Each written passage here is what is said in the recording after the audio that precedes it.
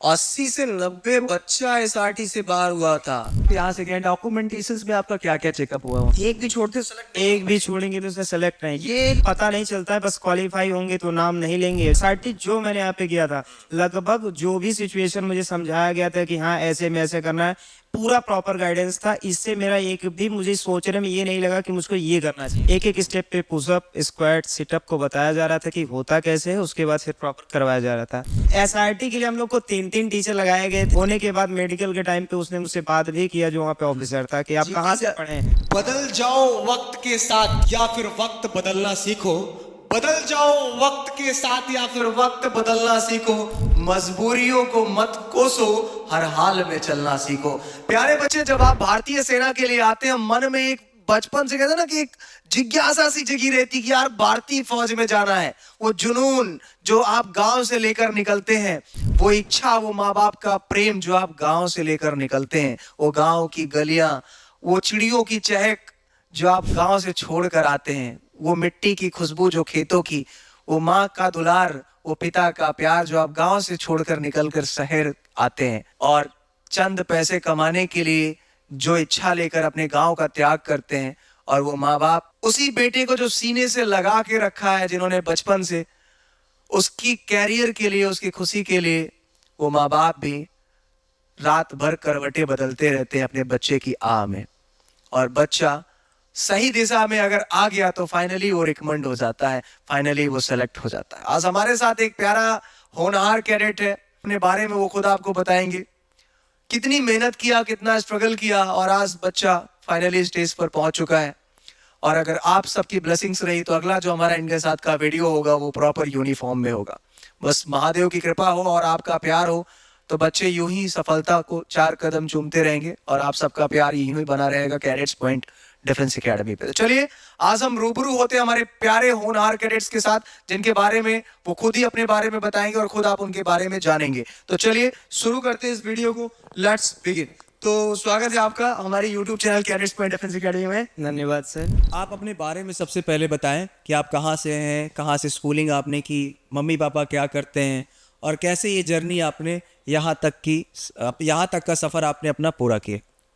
Sir सबसे पहले जय हिंद, और मैं सबसे पहले बधाई देना चाहूँगा अपने कैडेट पॉइंट डिफेंस एकेडमी के चीफ मेरे जितेंद्र सर को, जो मेरे लिए बहुत ज़्यादा प्यारे हैं, जिन्होंने सबसे ज़्यादा मुझे योगदान दिया। अभी मैं आपको हाल ही में रूबरू कराना चाहता हूँ कि मेरा 20 तारीख को फेस 2 था, तो मैं काफ़ी ज़्यादा घबराया हुआ था और मैं आकर यहाँ पे सर से 19 तारीख को बात करके गया और काफ़ी ज़्यादा स्नेह भाव सर ने हमें दिया और मैं जाके फेस 2 वहाँ पर क्वालिफाई करके आया। मेरा नाम अभिषेक पाठक है, मैं जौनपुर उत्तर प्रदेश से रहने वाला हूँ।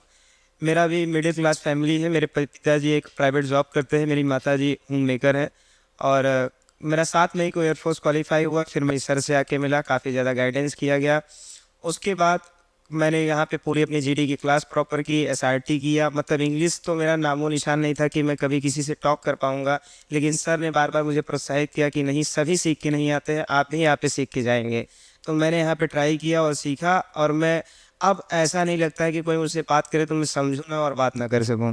और हाल ही में फेस 2 अपना क्वालिफाई करके आया हूँ और फिर मेरा मेडिकल में मैं फिर सर से मिलने आया हूँ। क्या बात है, एक बार हम लोग करे रिश्ते हैं और बहुत खुशी हुई हमें इस बात को लेके कि ऐसे ही आप लोग प्रेम और स्नेह ऐसे ही बनाए रखें। और कैडेट्स पॉइंट डिफेंस एकेडमी आज ऊंचाइयां तो छूता है, लेकिन बच्चों के कंधों पर क्या रख के अपना हाथ रखो। बच्चों का प्यार है, आशीर्वाद है, ब्लेसिंग्स है, गार्जियंस का आशीर्वाद है, जिससे हम यहाँ तक पहुँच पाते हैं। सबसे बड़ी चीज़, बच्चे ने कहा कि मैं जौनपुर शहर से आता हूँ।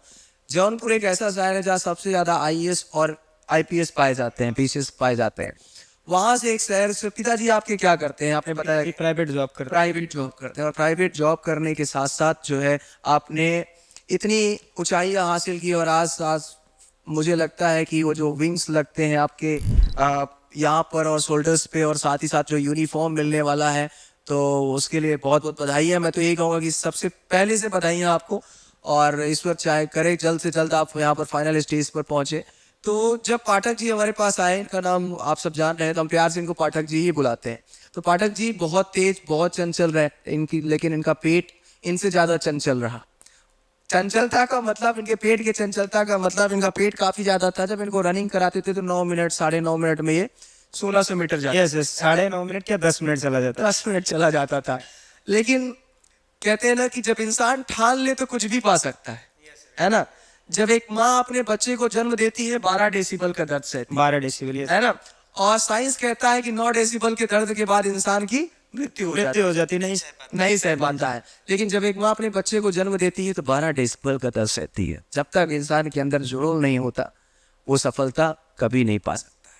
तो जुनून की परिभाषा हमारे पाठक जी आज हमारे साथ हैं और इनके कंधों पर अब सितारे लगने वाले हैं और इनके कंधों पर जो जिम्मेदारियां होने वाली है वो हमारे भारतीय वायुसेना की होने वाली है और हमारी ब्लेसिंग्स इनके साथ प्रॉपर तरीके से शहर से आकर। आपने अपनी स्कूलिंग मुझे बताइए कि 12th में क्या परसेंटेज रहे आपके? सर मेरा 12th में नॉर्मल 60% था और मैं काफ़ी मतलब कि उतना मेरा बैकग्राउंड इंग्लिश का भी नहीं सही था जी।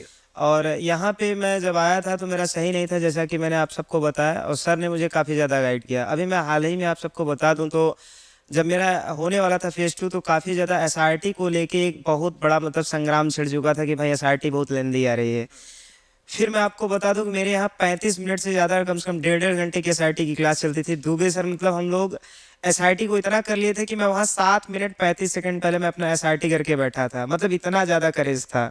तो सर का मैं बहुत ज़्यादा धन्यवाद करना चाहूँगा कि मेरे आने के बाद भी मेरा प्रोत्साहन बढ़ाया और मैंने यहाँ पे फेज 2 को क्लियर करके यहाँ SRT के मैंने 3 टीचर लगा दिए थे। SRT के लिए हम लोग को 3 टीचर लगाए गए थे, लेकिन SRT मतलब वहाँ पता ही नहीं चला कि मैंने कब किया। मतलब वहाँ पे प्रॉपर उसको जो OMR सीट होती है उसको करने के बाद सब करने के बाद तब भी मेरे पास प्रॉपर 7 मिनट 35 सेकंड बचे थे। मैं वहाँ पे टाइमिंग चल रहा था, मैं देखा था। अब थोड़ा सा हम लोग स्टेप बाय स्टेप हल्का सा बढ़ते हैं, ये आप ही के पास रहेगा, मुझे अच्छा लगेगा। ठीक है आप सर सबसे पहले तो ये बताइए कि जब आप यहाँ से गए डॉक्यूमेंटेशन में आपका क्या क्या चेकअप हुआ वहाँ? सर डॉक्यूमेंटेशन में मेरा 10th का मार्कशीट और 12th का मार्कशीट, उसके बाद मेरा निवास प्रमाण पत्र जो डोमिसाइल होता है। जी, ये चीजें ध्यान देंगे आप नीचे जाने वाले हैं। सबसे पहले यही डॉक्यूमेंटेशन और आधार कार्ड, वही हम लोग का सब ओरिजिनल चारों चीज लेके बस हम लोग को अंदर ओरिजिनल चेक कर रहे हैं? हाँ सब ओरिजिनल सर। क्या आपको ये फोटो कॉपी भी या कुछ ऐसा भी? नहीं सर फोटो कॉपी नहीं चेक हो रहा था, ओरिजिनल चेक हो रहा था। लेकिन आपके एसी के ऊपर है, वो पोलाइटली कितना आपका देख के फिर वो छोड़ भी दे रहे थे किसी बच्चे को कि हाँ वो नहीं लिखा। कुछ हेल्प कर रहे हैं? हेल्प भी कर रहे थे, लेकिन वो कुछ डॉक्यूमेंट का कुछ गवर्नमेंट का वो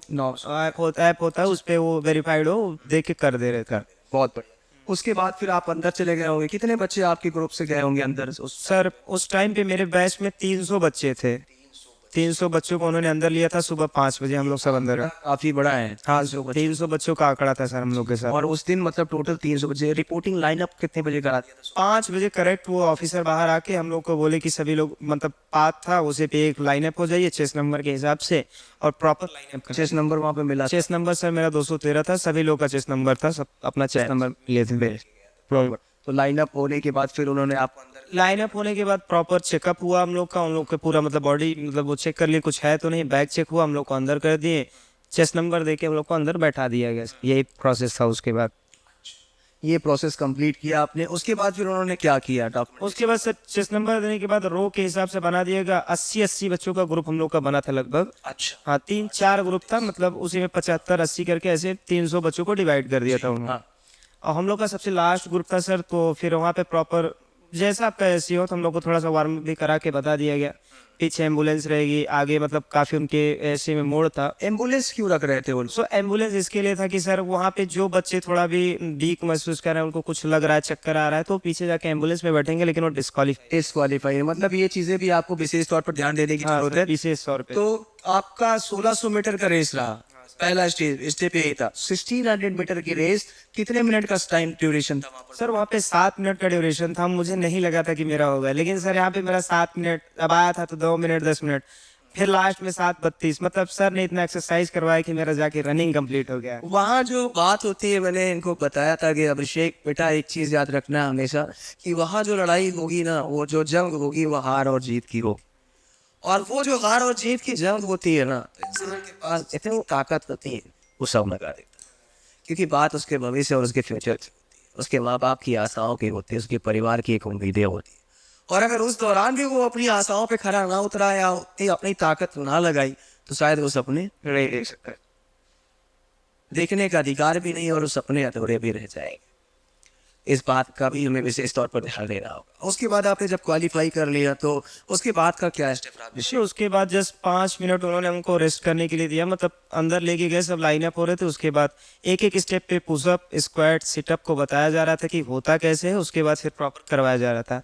मेरे चारों तरफ ऑफिसर थे, उन्होंने मतलब जिनका गलत हो रहा था बस 25 नंबर का नाम ले रहे थे, वो बाहर फिट। पुशअप पे पोस्चर में कोई दिक्कत? पोस्चर में सर कोई दिक्कत नहीं रहता, मेरा पुशअप भी नहीं लग रहा था, लेकिन काफी ज्यादा स्टेप के बाद आपने उसको भी क्लियर करवाया। स्क्वाट मतलब काफी, मतलब इतने दिन से थे तो मेरा ये सब में दिक्कत होता नहीं। जैसे मैं बीच बीच में होल्ड करा देता था। हाँ, होल्डिंग का सर है खेल, मतलब आपकी एसी के ऊपर मेरे में 4 सेकंड पर पुशअप पे करवा रहे थे होल्डिंग। होल्ड उन्होंने। हाँ, पर पुशअप पे 4 सेकंड वहाँ पे होल्डिंग था। जी जी जी। ऐसा होल्डिंग था सर। इतना मतलब होल्ड करवाया था। हाँ सर। अच्छा, इसके बाद जो है अगला स्टेज जो था, वहाँ पर अगला जो फेज रहा ये करने के बाद कि फिर क्या रहा? एसआरटी रहा या? हाँ सर, उसके बाद फिर वहाँ पे थोड़ा सा नाश्ता वास्ता के लिए बोल दिए। उसके बाद फिर हम लोग को वही एसआरटी हुआ।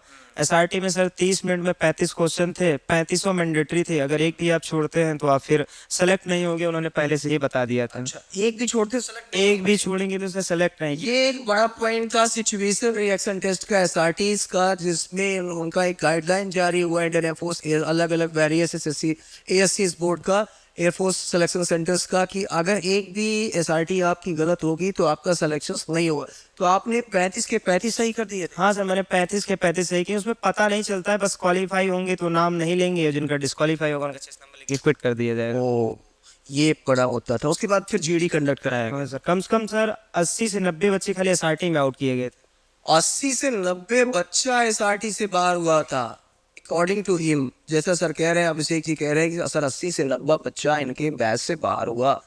और ये चीज़ आपको ध्यान देने वाली बात है बेटा, कि अगर आप कैडेट्स में थे या कैडेट्स पे रहे हैं तो मुझे नहीं लगता कि हमारा कोई बच्चा एसआरटी से बाहर हुआ। नहीं सर, एसआरटी से कोई बच्चा बाहर हुआ लगभग कि मैं बताया 8 मिनट लगभग मैंने उसके पहले कंप्लीट किया। और एसआरटी जो मैंने यहाँ पे किया था, लगभग जो भी सिचुएशन मुझे समझाया गया था कि हाँ ऐसे में ऐसे करना है, पूरा प्रॉपर गाइडेंस था। इससे मेरा एक भी मुझे सोचने में ये नहीं लगा कि मुझको ये करना चाहिए। कई सारे बच्चों ने तो ये कहा कि सर वो एसआरटी ही आ गई, 2 4 5 एसआरटी ऐसी थे जो काफी ऐसी थी, मतलब कि उनका सिचुएशन ही जो यहाँ पे बताया गया था सेम सेम वही था।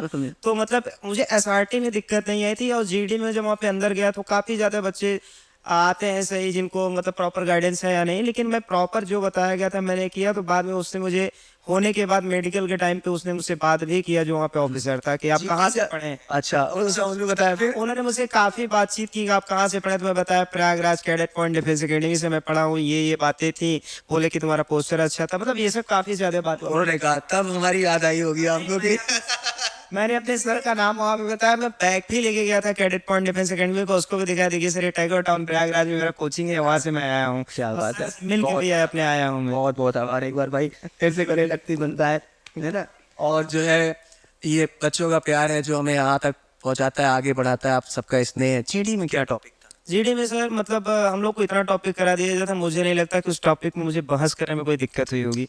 था वो मतलब कि प्रोग्रेसिव इन इंडिया, ऐसे स्टार्टअप इन इंडिया करके टॉपिक था कि अपना देश कैसे वो स्टार्टअप कर रहा है।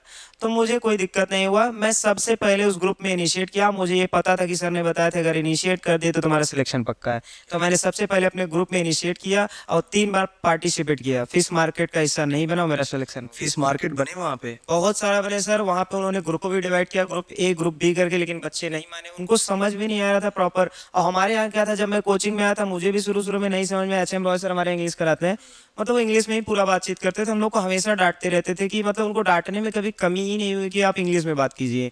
हमेशा डांटते रहते कि आप खाली इंग्लिश में बात कीजिए। और वहाँ पे मुझे इसका सबसे बड़ा फायदा मिला कि मुझे एक भी बात वहाँ पे समझने में, उनकी वोकैब की भाषा भी समझने में मुझे कोई दिक्कत नहीं हुई। बहुत बढ़िया। मतलब काफी ज्यादा वो हार्ड वोकैब का यूज करते हैं, लेकिन मुझे कोई दिक्कत नहीं वोकैब को उनको समझने में। और जब आप प्रॉपर लिसनर रहेंगे तो आप जो भी काम करेंगे वो अच्छा करेंगे। बहुत बढ़िया। अब मुझे आप ये बताओ कि कैडेट्स का सिलेक्शन रेशियो क्या रहा आपके? सर सिलेक्शन मेरे रेशियो में लगभग 30 बच्चे थे। अभी कुछ बच्चों का एडमिट कार्ड नहीं है, लेकिन अभी तक मुझे लगा एक आध बच्चे जो कि एक कदम यहाँ पे नहीं बोलने का ट्राई कर रहे थे वो रह गए हैं, बाकी सबका हो गया। यानी कि 99.9 आप कह सकते हैं। सिलेक्शन 99.9% का सिलेक्शन रेशियो रहा, बच्चे ने जैसा कहा, और अच्छा गया।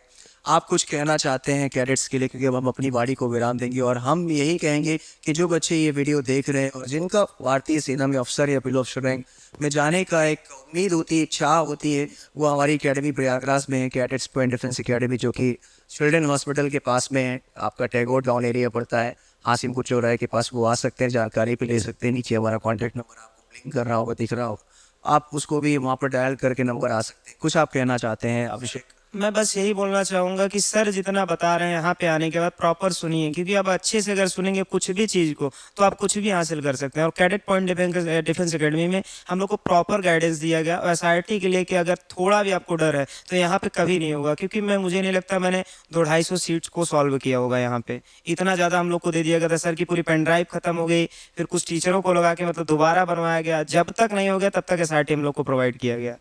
तो बहुत बहुत धन्यवाद आपका। बहुत अच्छा लगा आपसे आज बात करके। एक छोटा सा पॉडकास्ट था आपके सिलेक्शंस का, और अगली बार जब हम आपसे मिलेंगे तो आपसे प्रॉपर यूनिफॉर्म में हम लोग बात करेंगे और फिर हम लोग का जो पोस्चर होगा वो बैठ के डिबेट करेंगे हम लोग थोड़ा सा, है ना। आपके ट्रेनिंग सेंटर्स को लेकर, ट्रेनिंग अकेडमीज़ को लेकर का बातें होंगी, तो अगले चरण में हम सब आपका वेट करेंगे, इंतज़ार करेंगे। और अगर ये वीडियो आपको अच्छा लगता है तो प्लीज़, जौनपुर के हैं तो पूरे जौनपुर में फैला दीजिए, बलिया के हैं तो पूरे बलिया में फैला दीजिए, और भारत के हैं तो पूरे भारत में फैला दीजिए। अच्छा लगेगा। मिलेंगे एक नए एपिसोड में नए वीडियो के साथ। तब तक के लिए जय हिंद, जय भारत, वंदे मातरम।